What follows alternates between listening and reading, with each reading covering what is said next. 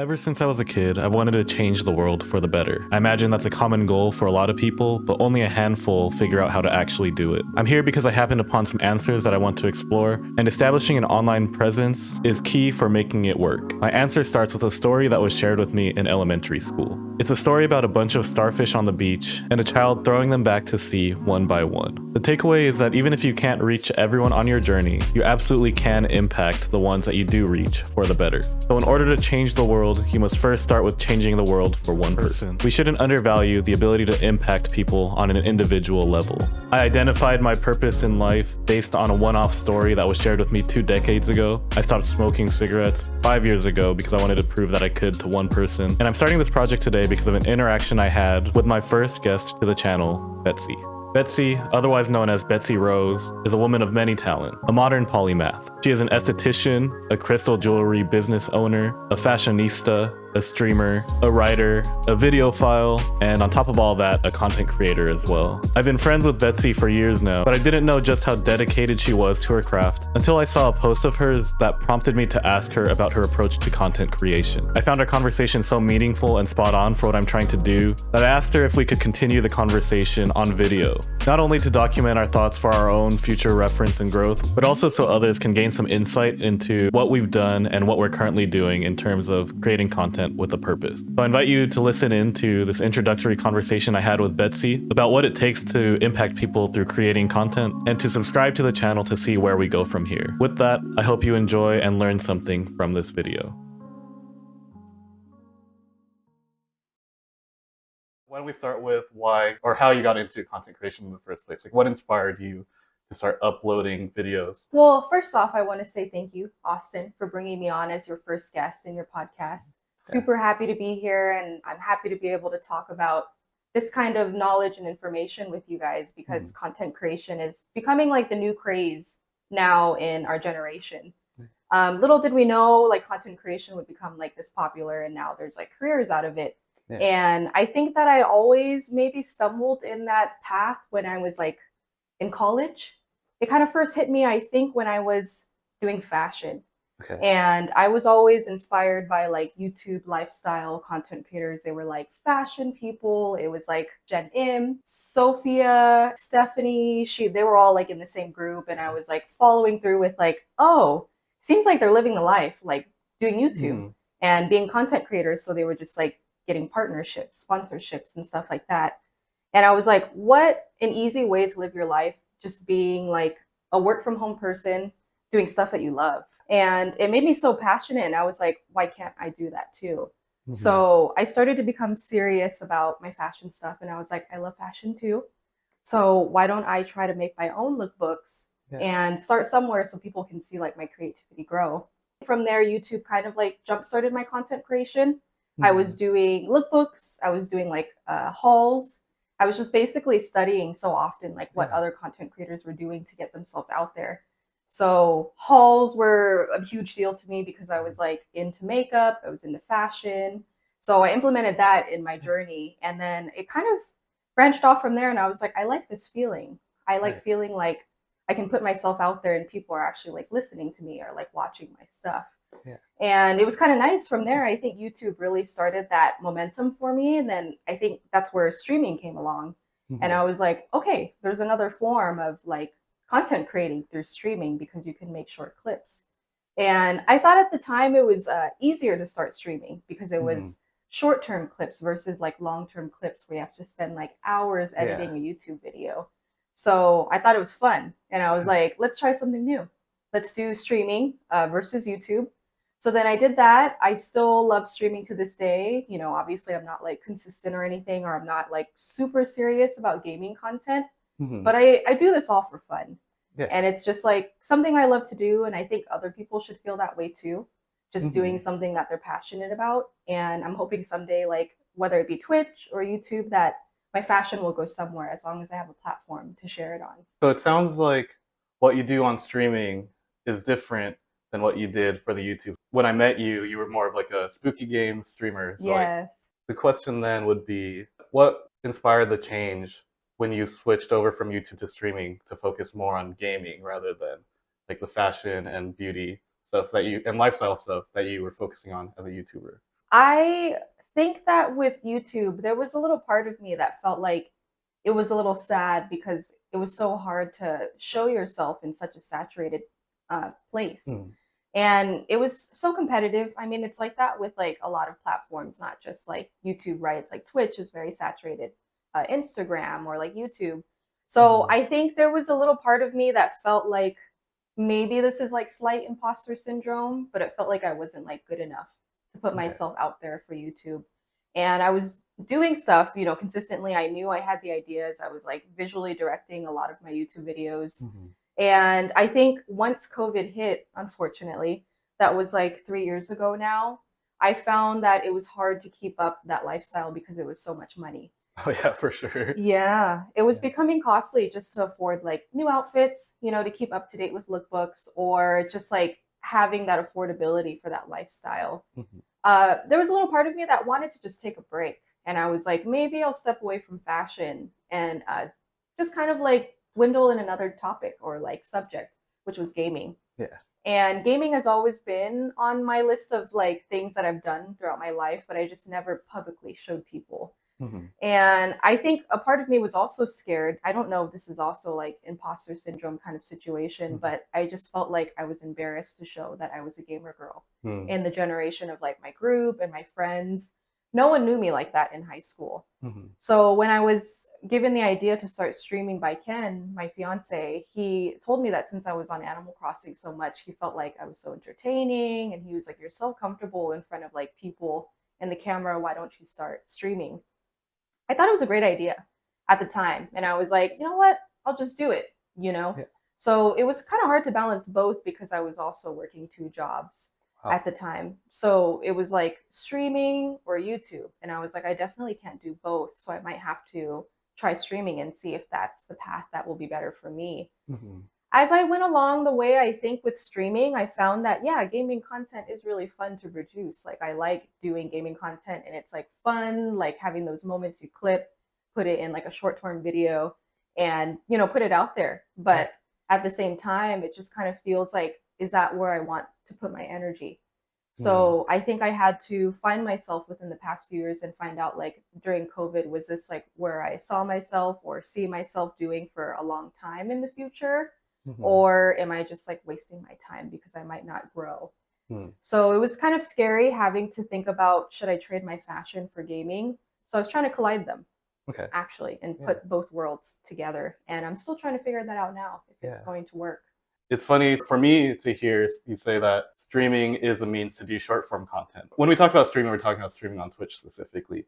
And Twitch allows you to take clips of your stream up to 60 seconds long. And I'm assuming that that's what you mean by the short form content, right? Like you're Mm-hmm. able to take just the highlights of it and then upload that to like TikTok, Instagram Reels, YouTube Shorts, kind of stuff. But for me, it was like streaming was a means to get the short form content, but personally, it was the vehicle that allowed me to create long form content. The reason why I was even drawn to streaming in the first place was because I liked that you can store video on Twitch just basically for free, pretty much, like 2 months worth of video. And Yeah. if you wanted to save your whole stream, you could just set it as the entire video as a highlight and download it later. So like when I would look at streaming stuff, yes, I would use the Twitch clips to be able to get the short form, but then I would compile them together into more longer form video. So to hear that streaming was a means to do short form content, but also hear you say that you're leaning more towards long form. What made you change your short form content approach to the long form? I think that it's good that you're taking on a strategy of like using a lot of short form content and putting it together in like a longer video. I think that was actually one of the few reasons why it inspired me to get back into YouTube again, Mm-hmm. because I finally met someone else that was in the YouTube realm, because not a lot of our friends are really doing YouTube. So when I started seeing like how you were actually like utilizing your ideas in order for it to like work with your personal brand, it was really Mm-hmm. interesting to me. And I was like, you know what? You're basically doing the method of work smarter, not harder. Mm-hmm. So you wanted to like have fun still at the same time, clip everything, put everything in one video. And I'm like, you know what? I should probably do the same thing, something Mm-hmm. similar, or do like a very short, like form compilation of like our gameplay or something. Just clip what needs to be clipped and put it in there and make it Yeah. funny. So it kind of like, I guess, got some like gears going in my brain about like starting YouTube again, because I was kind of thinking that, yeah, the short form content is nice to do And that's, I think, why I've been making longer videos on TikTok. Yeah. But I've noticed that when I do my content, it's really hard for me to cut out like certain footage that I want to keep in there because it's already such a long video. And I've learned that from experience with my gotcha unboxing TikToks. It's become like a new hobby of mine. I never knew I was into that kind of stuff, but I started doing that short form series with Bianca. And I found that like we were so funny together on camera that like it was so hard to clip out everything we've talked about, like our commentary, just to make the purpose of the video just be like about the gotcha. And I started to think within myself, like, you do have to check your statistics when you're looking at your videos. And I've noticed that I would lose a lot of attention of people's span of watching the video within like 30 seconds. Or like maybe, yeah, like sometimes 15 to 30 seconds. And then I found that I was just not the type to do like that 60-second kind of video person, because I just have so much to say and so much to show. And it just kind of hides my personality a little bit. And I don't think I'm trying to say that TikTok does that in any way, like it holds you back from like showing who you truly are. I just feel like maybe it doesn't work for me sometimes. Because being a YouTuber, I was a YouTuber for like 6 years already. I'm really used to like being vulnerable, like raw with the camera. I can like talk for a long time and then it turns into a 15-minute video. And people on YouTube, I think the community, they seem to respect that. And they like, for some reason, watching other people's lives. I mean, that's where I started. I was watching someone else's life in front of my eyes, and it inspired me to do like fashion. So I found that maybe that was just like something in this generation where like we get inspired by each other through the internet, for example. And I find that maybe I'm not able to reach people the way I want to through TikTok. So I kind of want to try to go back to YouTube again.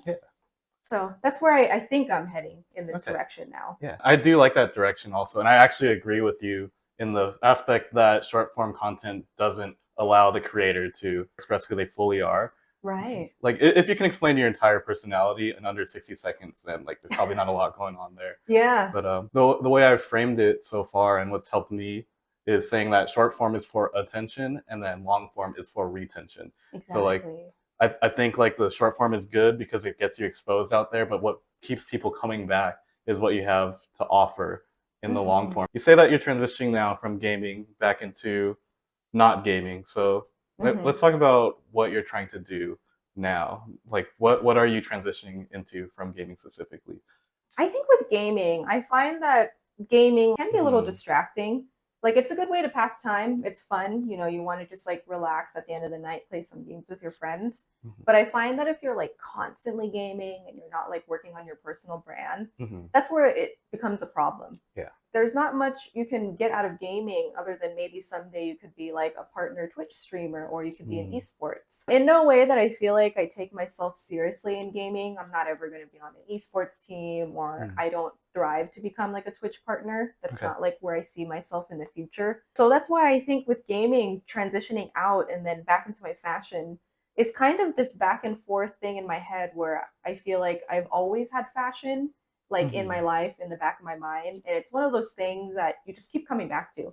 Like it's never going to leave or like transit out of your life. It's always been there. And I think it's time for me to actually like pay more attention to that and follow my gut feeling and actually take upon that opportunity to just go forward with it. What would you say you're going to be doing differently than what you did 6 years ago when you first started doing like your fashion blogs, lookbooks? Like what have you learned since then that you're going to apply now moving forward? Oh man, if I could look back into my old YouTube videos, I feel like I just cringe, because I know they were good. Like they had like that creative like vision that was there, but I think there was a lot of like more editing I should have like focused on, or like maybe done better with my lighting. Over the years, I've learned more about how to use cameras and DSLRs, and I picked up on that. I decided that maybe I have to be the person to take control of that so my videos can come out the way I would imagine it. I talked a little bit about this, I think last night, as you learned that I was like really into cameras too, that when you film your YouTube videos and then you present yourself on your YouTube videos, they go hand in hand. And you really do need to have the skill to work with cameras, DSLRs, or studio lighting, so that you understand like how you're putting yourself out there to the world, because everybody cares about quality.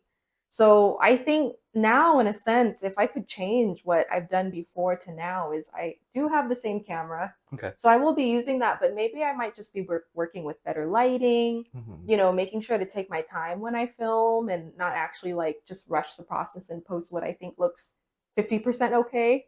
I'm like a perfectionist, so I feel like if I find a video that doesn't work, I just have to keep filming it until it's perfect. And my OCD gets the better of me. So I feel like now I might actually put in more effort to just post something that I 100% feel good in, like editing wise, lighting, or like how it looks in the shot. And, bringing that to the table will change things a lot because people pay attention to like quality of videos. And I think maybe applying my knowledge between now and how I did my lookbooks, I did watch some of my old lookbooks just to get inspired on like what I could become now. I think the only thing that's changed is my style. I would probably incorporate like the trends now, but I also would maybe throw in like a Y2K flair to it. And actually like put a personal brand on myself and show that this is my style of editing and filming. Because I don't know, I think this was the first time I've ever heard this, but you told me that I have a certain style of like editing flyers and stuff like that. True. So I thought that was funny, and I was like, I didn't think that someone can actually have like a style of like editing that people can notice, So I think the only way to really stand out, this is my personal opinion, but if you have like a style that's unique, like filming wise or like photography, people will pay attention to that, and I think that's what gets your audience's retention. What would you say, like if you had to put your personal brand into words and describe that, how would you describe your personal brand? Like what makes up the Betsy/BetsyRose personal brand? I think my personal brand starts pretty deep from my fashion.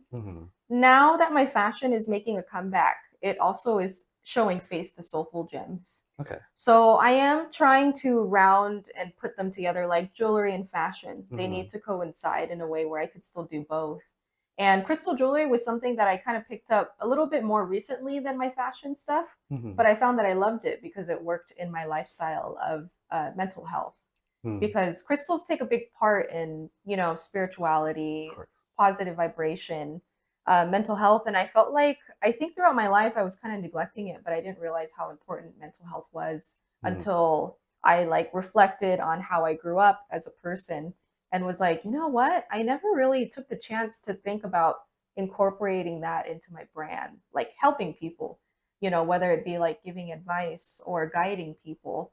And I remember someone once told me, it was someone that I just met, they mentioned to me that they felt like I felt really familiar to them. And they were like, I feel like you have an old soul. Like talking to you makes me feel comfortable.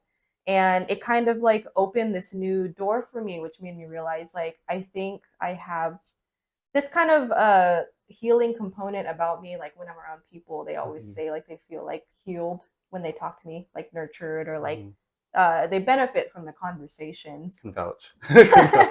But yeah, I remember you saying that too, and I was like very touched by that because I was like, wow, I guess I am making a difference in people's lives, whether it's through crystal healing or through like me even just talking to them. So I feel like my personal brand seems like a lot of things, right? It's like fashion, it's the crystal jewelry, which is Soulful gems, it's the mental health, and I think maybe to put those all together, it's like spirituality. What is the value that you hope to provide to your audience through your fashion and jewelry and spiritual postings? I feel like hopefully eventually it'll speak to people and it'll inspire them to become either better versions of themselves or to like reflect deeply within themselves to see like, are you happy or is this where you want to be in life? Or can you push yourself more to do what you want to do? I don't know if a lot of people know this, but me and Ken wanted to create this house or this space to be a content creator space. So we call it our content creator house.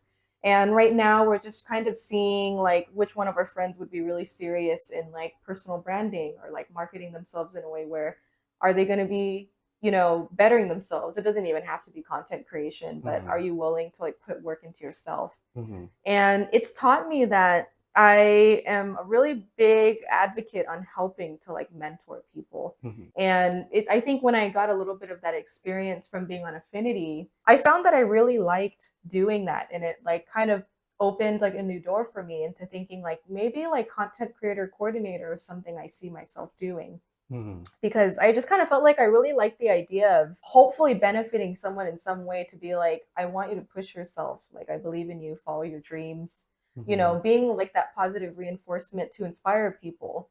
And, you know, I know people sometimes won't listen to someone that's like not as famous. So sometimes I just feel like it's really nice to know, even if I'm not as famous or popular as other people, people will still take my feedback and try to understand that I'm trying to come from a good place or have intention on bettering them, helping to better them. Yeah. So I hope that's why I would bring value in my content. Sometimes I will be posting a little bit of like a quote or some like advice for success, or something I've reflected on with myself. I take on advice from other people that I see at work. I try to like talk about it in my social media. All in all, I really just want to help people in a way that was different from when I originally wanted to help people, which was through nursing. Since we are at the point where we're still trying to build up to that, where we both still have full-time jobs that aren't necessarily related to content creation, how would you say you balance that life between having the full-time job while also dedicating yourself to your passion of content creation and fashion? I like where I am right now. Being an esthetician, it's really nice because your schedule's a lot different than like a 9 to 5. Of course, there's some things that are cons about it. You know, you have to work on the weekends or you work holidays at times. That's the sacrifice you make for the freedom in your life. Doing a nursing life versus like esthetician life, if I could choose like work-life balance, I would choose esthetician life by far. And that's why I'm able to do my content creation stuff. It was kind of because I knew deep down inside that that was something I always wanted to do, even when I was going to nursing school. And I think it took a lot for me to realize that I was taking like a huge risk with myself, because when you're doing like a esthetician job versus nursing, you're taking like a huge like income cut. And that's something you kind of have to like accept with yourself, is like, maybe that will actually push me to be more entrepreneurial. And I felt like growing up, I think that was something I was always comfortable with. Like when I was young, I was always talking about like starting my own businesses or trying to do something that's outside of the blue collar world. And I think that's why content creation caught my eye, because I was like, there's a way to be like creative and like make money out of it in a way that like speaks to me, other than just like working a full-time job. So I make the time. I'm really good at time management. I think one of the things I would suggest, if someone is trying to do like better with managing their time, is to get a journal. I do like lots of different journals. So I did like a passion planner before, a happiness planner, the law of attraction planner. Now I'm doing an Erin Condren one, and I dip into like different planners every year just to see which one like resonates more with me. And for me, I know it's not easy for a lot of people to write, but journaling has helped me in so many ways, and actually has helped me get out of like, I wouldn't say like depression, but like times with myself that I felt like I could have almost been depressed. And journaling just really helps you either realize like, you write about your feelings that day, and then you write about your productivity. Sometimes you're writing about like what you're grateful for too, and then like your plans, and like you kind of look back at your journal and you're thinking to yourself like, wow, like I did so much for myself. I should like appreciate or be grateful for this life. I think that's why it's really helped me to manage my time well, because when you're writing all your stuff down, you kind of feel good when you're knocking out those goals and you see it visually. Were you always someone who was into, well, let's separate it into two different things, writing and writing in a planner. Was that something that you've always done, or is that like something that you had to like get used to? When I was like in elementary to middle school, I always liked writing. So I was actually writing a lot of short stories when I was young. And I like was really intrigued about like either writing it down or using, back then in the day, I was using typewriters. That's like how old it was. So I was like actually writing stories on my typewriter, and it kind of inspired me, and it felt like I had like whichever side of your brain where you're more of like a writer. So I was always into poetry growing up, and then I felt like I just kind of had like a knack for like etiquette writing. So I tried to incorporate that into like writing as I got older. And then I felt like, you know, when you're so used to writing stuff all your life, like stories, something fictional or non-fictional, or your feelings, you understand yourself a little bit better, because you can articulate your feelings into words like more clearly. So I feel like that's why I started getting into writing into journals, because I was like, I think it will actually help me understand like why my headspace is so distracted or cloudy, you know, during those times I almost felt like depressive. So I felt like it comforted me in those times. And I was like, you know, I don't have to feel the need to like tell other people, because what if they don't understand? Or, deep down inside, it kind of is healthier to just kind of, work on that yourself, or kind of be alone in your thoughts so you can work through it on your own. So when I started writing and journaling, it started leading into going into planners, but it was actually by accident. Okay. And my best friend Diana actually gave me a planner for Christmas. I think I would say like 5 years ago or something. It was kind of like out of the blue. I think it was because I saw that she was starting to use a planner, and she was like very successful herself.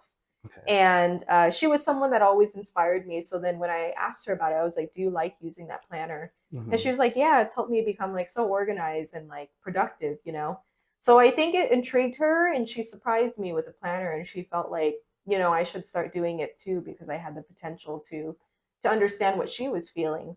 And I thank her for that, like giving me the opportunity to open up a new door into like journaling, because I never thought I would like it so much, or writing in a planner in that sense, because I thought it was not for me. But I started to realize that I like took advantage of the heck out of it. Like I was just writing all over it. It even has spaces for you to write like your feelings. So it's like almost like a journal and a planner. So that's why when I do look for planners, I look for ones that are partially a journal and partially for your calendar. So you can write everything in one book and then just kind of keep it safe for yourself, so you don't have so many books to hold. Have you ever thought about making your own journal or like your own planner? As someone who's found so much value in using planners, like maybe making one that fits your needs specifically rather than trying to find that solution somewhere else. It's funny that you mentioned that, because I actually thought about making like my own personal planner like maybe a year ago. I remember reading a book last year that was recommended to me, and it inspired me like wholeheartedly about like, I think it was like Big Magic, I think was what the book was called. And it basically talks about like every time being a creative person, you're getting like a creative spark when you feel this pit in your stomach, or you just kind of have this gut feeling, like a shock in your body, that you were just like, oh my God, I just came up with a great idea. And what really inspired me about this book is like they treat like creative ideas as like spirituality, like believing in the universe. And sometimes they say when ideas come to you, if they disappear because you don't use them for a long time, it goes to someone else.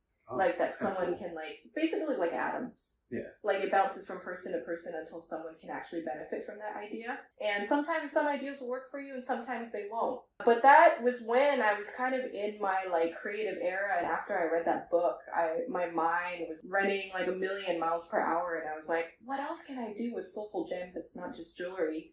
So I started going crazy, and I was like, you know what, I probably should start making my own notebook or planner.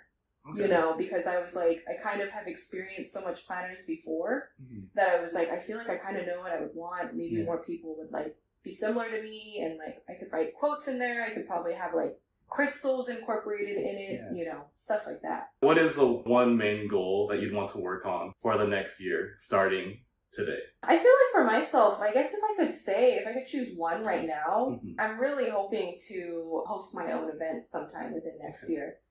Within my personal brand, and being able to like show that I did it. I love like helping out at events, and like having the experience doing that in the past with Affinity was really nice and opened that door for vendoring for me. And like having Soulful Gems vendoring for a couple of years, I like that environment, and being able to like create a space for other creative individuals to get together is something I've always wanted to do with myself. So whether it be like a pop-up event or like just hosting like a whole creator like community together, I just want to do something that brings together a community and people can just say like, wow, I walked out feeling like inspired. Is there any last pieces of advice or anything that you'd want to impart on the people who watch this episode all the way through the end? And shout out to everyone who listened to this and through to the end, by the way. Sometimes in life, you're gonna go through stages where you like don't know yourself, and it's really normal to feel like you don't know where you're going or like where you see yourself. But I never like to put a number or age on any part of your life. Just because someone is turning 30, or for example you're about to be like 40, doesn't mean that you should feel upset about yourself and your identity because you're not where you're at. And I just feel like I always like to say this to people. I even put this in like my birthday posts on Instagram, is that life is a journey, and I think what matters most is what you did to get there and not where you ended up, in a way that you shouldn't be so disappointed that you didn't make it to where you thought you were going to be. And I think it matters a lot that you pay attention and that you're grateful that you did go through that journey to build you into who you are, because everybody's going to struggle and everybody has different experiences. So I would say don't be so hard on yourself if you don't know where you're at in life, if you're not where you're supposed to be. You will get there, and there's no real way to do things. You don't have to follow the book and be like, I have to be in my career by 30. You know, no one lives that perfect life. Just continue to work on yourself. Don't be so hard on yourself, and just let the journey take you free flowing in life.